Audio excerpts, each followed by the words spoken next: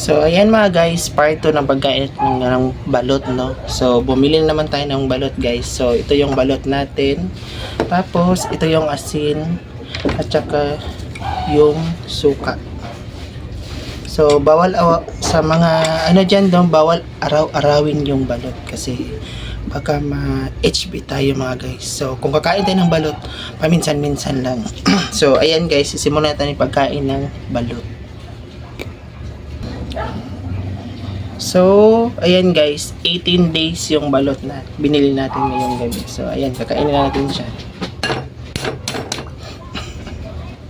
So, ayan, babalatan na natin yung balot.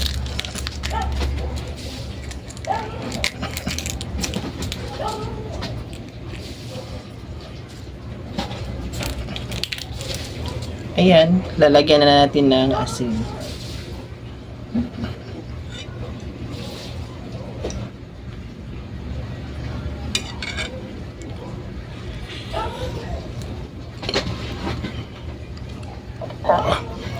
Sarap pa rin guys. So tara, samahan nyo akong kumain ng balot guys. So ayan yung sisiyo nya guys. Yung kulay itim.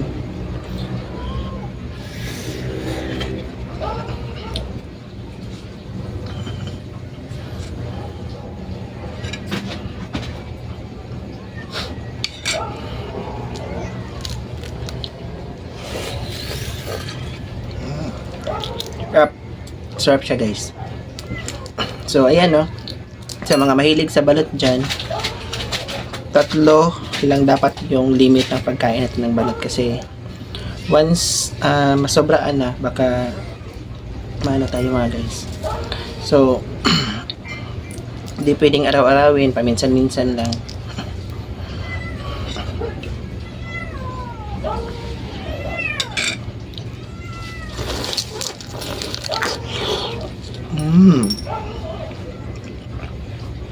So ito na yung pangalawang balot guys.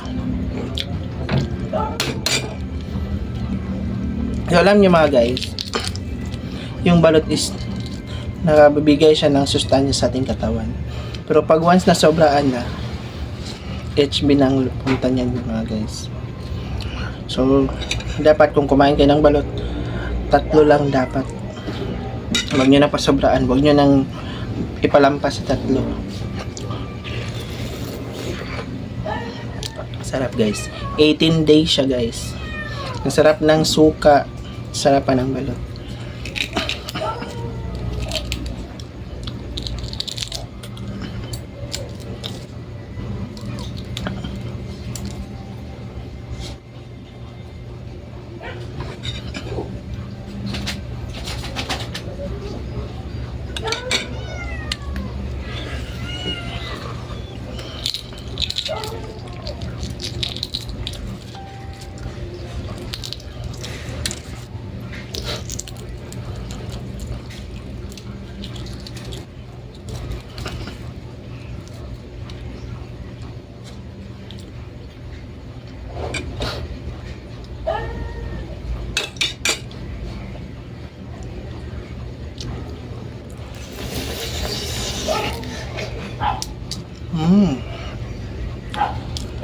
Sarap.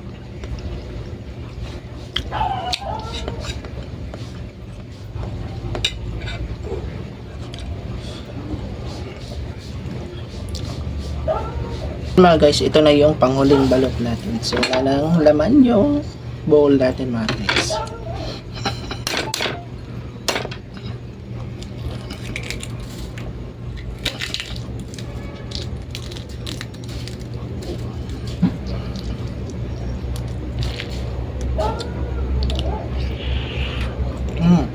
Sarap ng sabaw guys.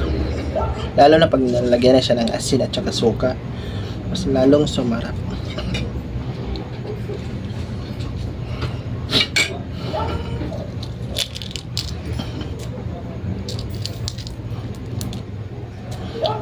So yan, gupin namin.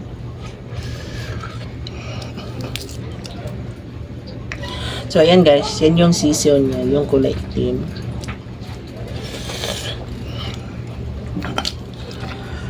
Legit na 18 days talaga siya guys.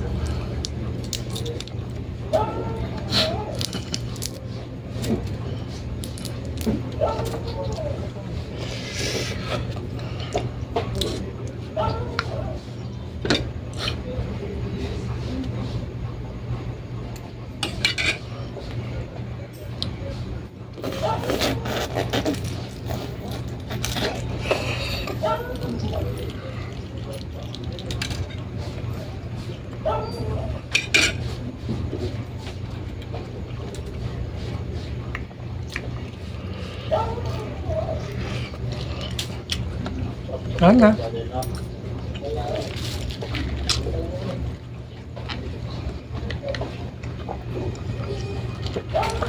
So, ayan mga guys, wala nang balot. So, thank you sa panonood.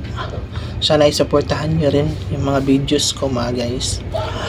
So, thank you. Bye-bye.